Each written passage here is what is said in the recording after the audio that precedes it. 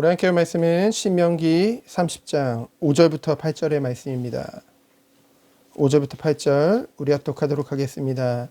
내 하나님 여호와께서 너를 내 조상들이 차지한 땅으로 돌아오게 하사 내게 다시 그것을 차지하게 하실 것이며, 여호와께서 또 내게 선을 행하사 너를 내 조상들보다 더 번성하게 하실 것이며, 내 하나님 여호와께서 내 마음과 내 자손의 마음에 할례를 베푸사 너로 마음을 다하며 뜻을 다하여 내 하나님 여호와를 사랑하게 하사 너로 생명을 얻게 하실 것이며, 내 하나님 여호와께서 내 적군과 너를 미워하고 핍박하던 자에게 이 모든 저주를 내리게 하시리니, 너는 돌아와 다시 여호와의 말씀을 청종하고 내가 오늘 내게 명령하는 그 모든 명령을 행할 것이라. 아멘. 우리는 구원받은 하나님의 백성으로 부름받았습니다. 우리가 받은 구원은 세상의 그 어떤 것과도 비교할 수 없죠. 세상에서 우리는 때때로 흔들릴 수도 있고요, 때로는 낙심할 수도 있습니다.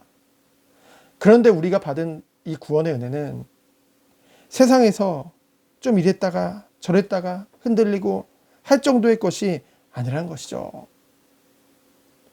물론 우리는 육신의 연약함과 죄성으로 인해서, 그리고 우리를 끊임없이 넘어뜨리려고 하는 그 사단이라는 존재가 있기에 분명히 우리가 신앙생활함에 있어서 때로는 세상 가운데 살아간다는 것이 어려울 수도 있습니다. 그러나 분명한 것은 우리가 비록 어려움을 느낄지 모를지언정 세상과 저울질할 만큼 이 구원이라는 것이, 이 복음이라는 것이 가치가 없는 것이 아니라는 것이죠. 비교조차 안 됩니다. 우리가요, 말로 표현하기에, 우리 말로 표현하기에 부족한 만큼 구원이라는 것은 완전하고 모든 것 된다는 것이죠. 갈등할 수도 있다.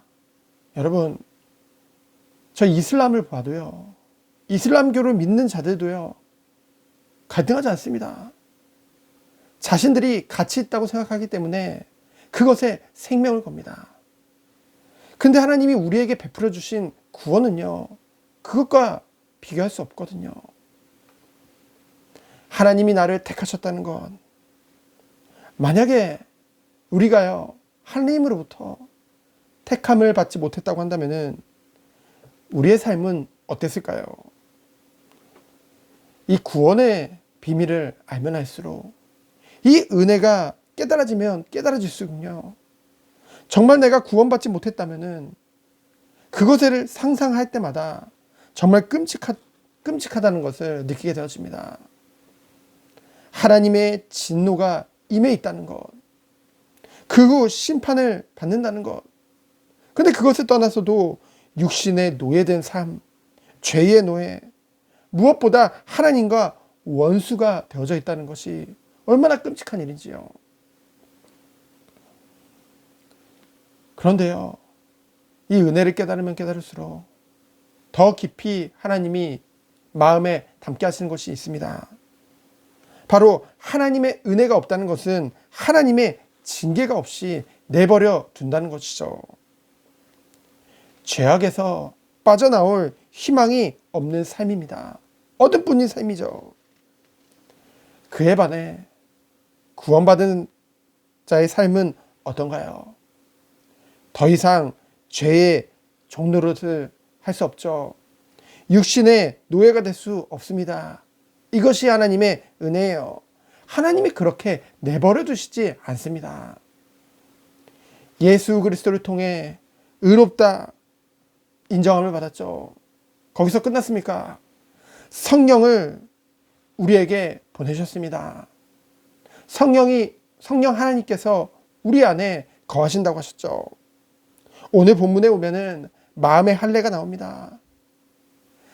이 성령이 오늘 마음의 할례를 행함으로 진정 마음을 다하며 뜻을 다하여 하나님을 사랑하게 하신다고 말씀하셨습니다. 우리에게 마음을 다하고 뜻을 다하여 주 여호와를 사랑하라, 이 정도가 아니라 마음의 할례를 행하사 진정 마음을 다하여 뜻을 다하여 여호와 하나님을 사랑하게 하신다고 말씀하신 것이죠. 그로 말미암아 어떤 결과를 나타내요? 너로 생명을 얻게 하실 것이다. 얻게 하신다는 것은 소유하게 하신다는 것입니다. 계속 그것을 우리가 가지도록 소유하도록 만든다는 것이죠. 계속 이 생명을 소유케 하실 것이라는 말씀입니다. 내 능력이 아니라 내 믿음이 좋아서가 아니라 구원이요. 정말로 전적인 하나님의 은혜라는 이유는 무엇일까요? 전적인 은혜라는 말 많이 쓰거든요. 그래, 나랑 상관없이 하나님의 전적인 은혜야. 이것은요, 나와 상관없다는 것은 내가 불의를 해도, 내가 내 욕심대로, 내 마음대로 살아도 결국 구원을 주신다는 말의 의미가 아닙니다. 완전 반대예요. 하나님의 전적인 은혜라는 것은요,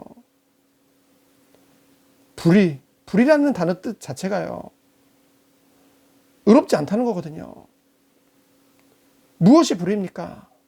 하나님과의 관계가 깨진 상태를 불의라고 하거든요.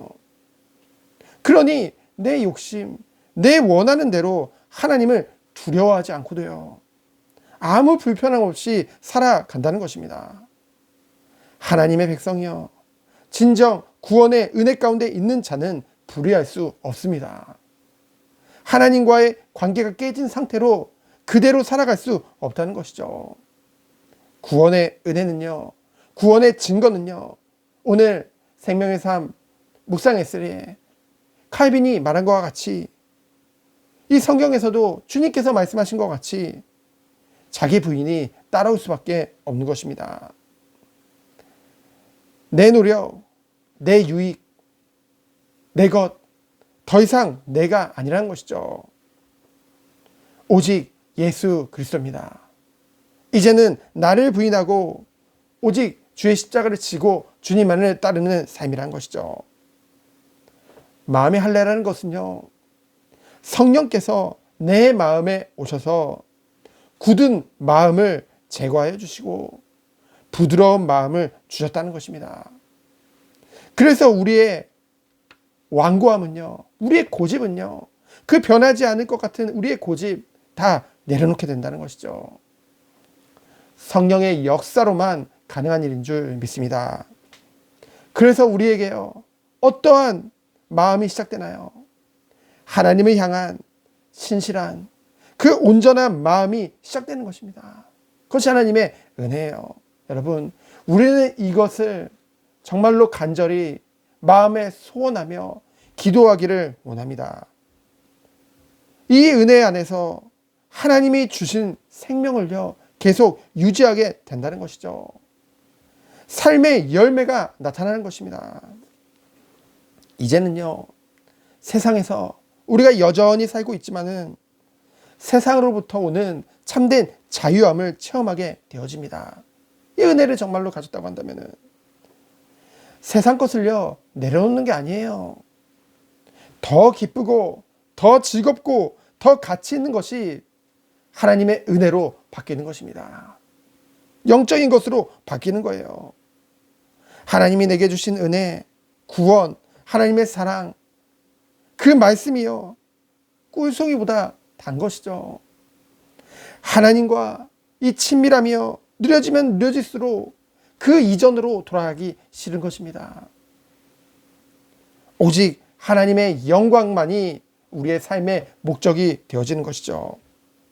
그것을 사모하는 것, 그것이 내게 기쁨이 되고 내게 힘이 되는 것, 그 어떤 것도 바꾸고 싶지 않는 그 은혜의 삶 가운데 들어가는 것, 그것이 진정 하나님의 그리스도 안에서 영생을 얻은 자의 삶의 모습이요,